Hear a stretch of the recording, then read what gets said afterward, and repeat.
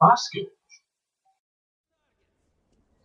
Hey guys, it's Ian from Boskage Media here, and I'm gonna be doing a gameplay commentary and review of Metro Last Light that just came out recently, and mostly gonna be talking about the gameplay, and I'll touch on the story and the graphics and stuff later. But yeah, this gameplay is a little bit of a stealth mission. I mean, I could have handled it more. I could have just gone guns blazing, but I did a little stealthy, and that's what I really like most about the gameplay of this game is you could kind of take on some of the missions in a lot of different ways. And you see here I kind of am just hanging back and using my infrared scope on my pneumatic rifle to kind of just pick these guys off. But there's a good stealth parts to this game, and there's also some horror gameplay and just some like typical FPS just shootouts, and I really like how you can kind of take different approaches. And you see in the stealth gameplay the light actually affects you a lot. Right there, that guy started shooting at me because I didn't take out that light, and you kind of got to be careful if you want to be stealthy. And there's like melee takedowns and stuff, but they're kind of tough to do, and I prefer to go with the silent shotgun and the pneumatic rifle. It's my preferred method of being sneaky. And yeah, there's a whole lot of variety to the gameplay. One part for me that's a bit of a turnoff is there's a lot of micromanaging, which some people who are more into survival, like survival strategy kind of stuff, might like that more. But like you could see with this infrared rifle thing, it's got that little gauge on it, and that says the air pressure because it's pneumatic, and so you have to pump it up every now and then to keep the air pressure up, otherwise it won't I guess it doesn't do as much damage. I haven't really noticed because I always keep it pumped up. And then there's you have a flashlight which you have to hand charge with a little squeezy thing, and there's when you go up to the surface, obviously it's all irradiated, so you have to wear a gas mask, and you have to swap the filters every 5 minutes, and you have to press the button to wipe your mask off if there's like blood on it or something, and just a whole bunch of little things you gotta keep track of. And I don't know, that might be for some people, a lot of people like that, but personally I like to focus more on just the gunplay and the story, and for me that detracts from it a little bit, but it's still I think it's doesn't I don't know how to say it, doesn't over it doesn't counteract the good gameplay, because it's got a really nice feel to it. The controls are really nice, you know, it's doesn't feel clunky at all, feels pretty smooth.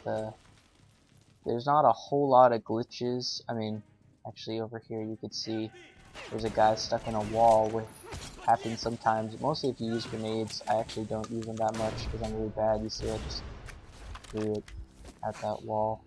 I thought I had throwing knife selected, I guess, but yeah, it's a little buggy, but honestly not that bad. Nothing that detracts from the gameplay unless you're really distracted by guys floating through walls. And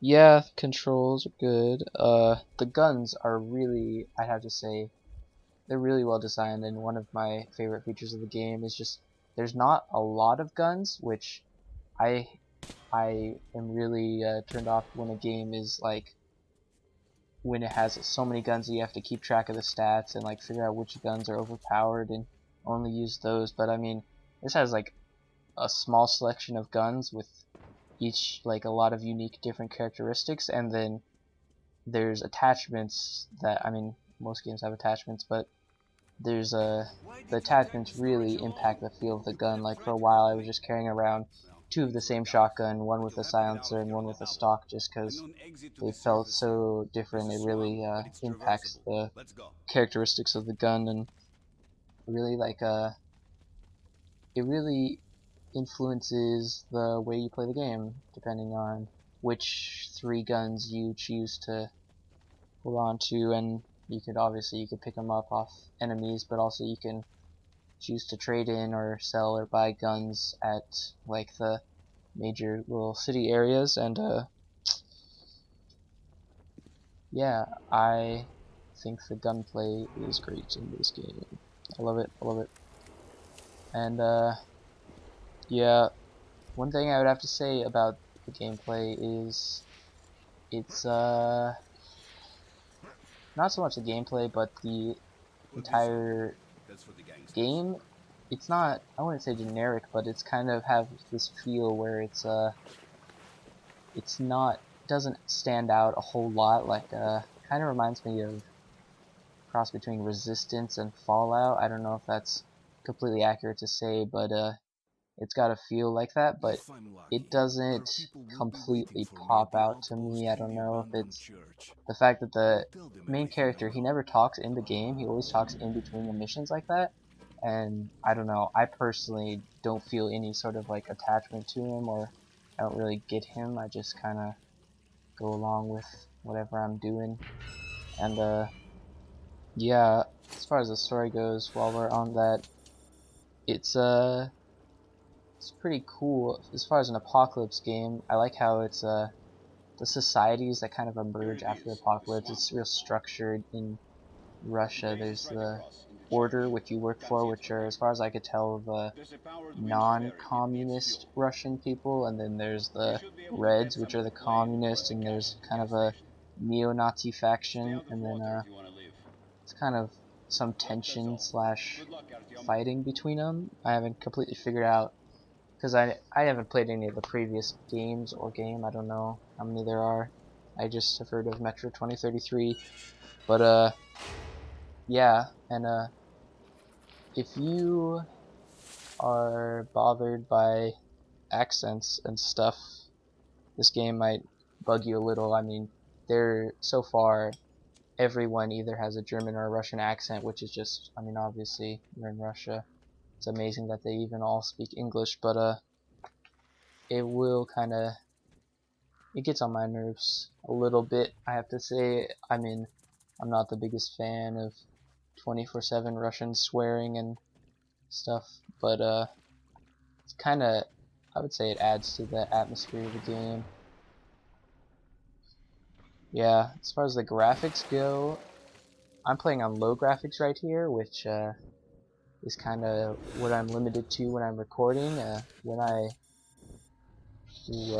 I'm playing without recording, I could handle normal graphics pretty well, but I kind of have to turn down to low to get decent FPS when I'm recording, and it still looks really good, I have to say. I mean, compared to, it's a really recent game, so it's not really fair to compare it to older games, but it looks really good. And if you have a kind of a higher end and you can turn it up to high graphics, I've watched other gameplays, specifically Frankie on PC in 1080p, and that looks really good, I have to say. Kind of jealous, but yeah, it's not too demanding. I mean, my entire computer probably is around $600 at the time that I bought it, and got a Radeon R7 graphics card and a AMD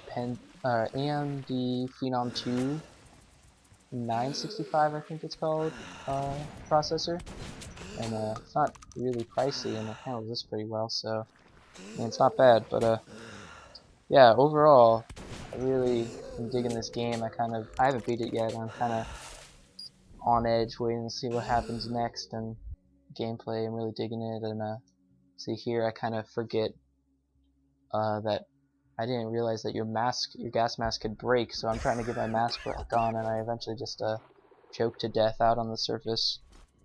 So yeah, if you like apocalyptic shooter games, I really would recommend this. And if you want to see more gameplay and reviews, subscribe to Boskage Media, and like the video if you like the video. And if you have any questions, leave them below and I'll try to get back to you. Thanks.